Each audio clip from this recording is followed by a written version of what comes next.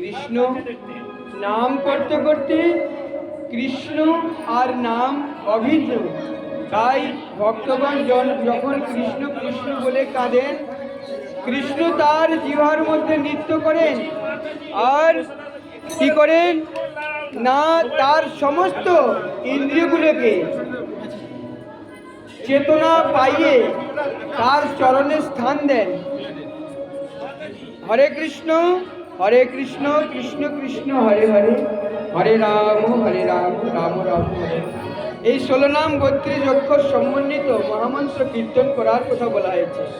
কথাটির অর্থ হলো, হে পরমেশ্বর ভগবানের হ্লাদিনী শক্তি, পরাশক্তি শ্রীমতী রাধারানী। কৃষ্ণ কথাটির অর্থ হলো, হে পরমেশ্বর ভগবান সর্বাকর্ষক শ্রীকৃষ্ণ। রাম কথাটির অর্থ হলো, হে পরমানন্দ ভগবান।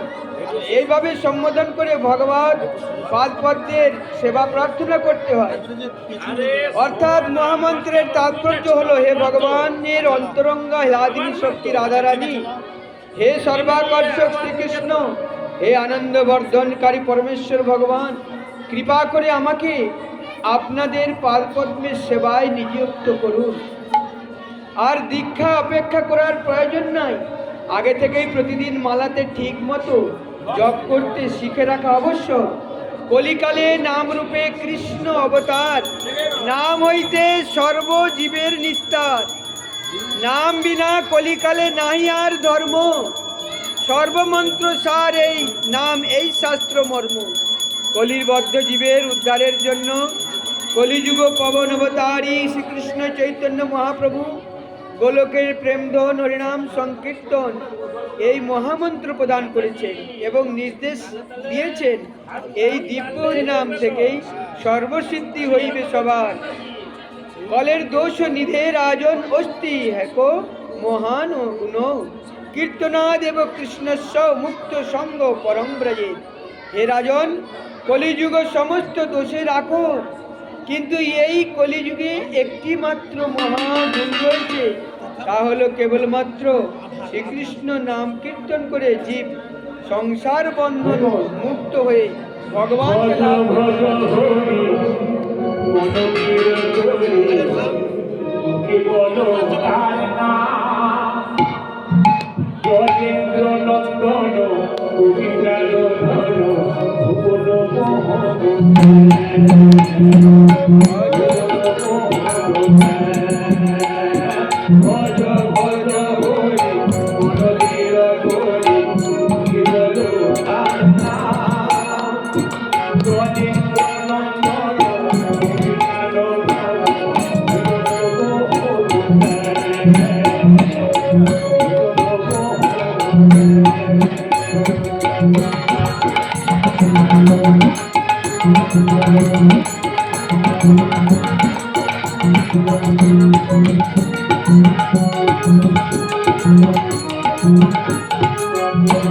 Thank you.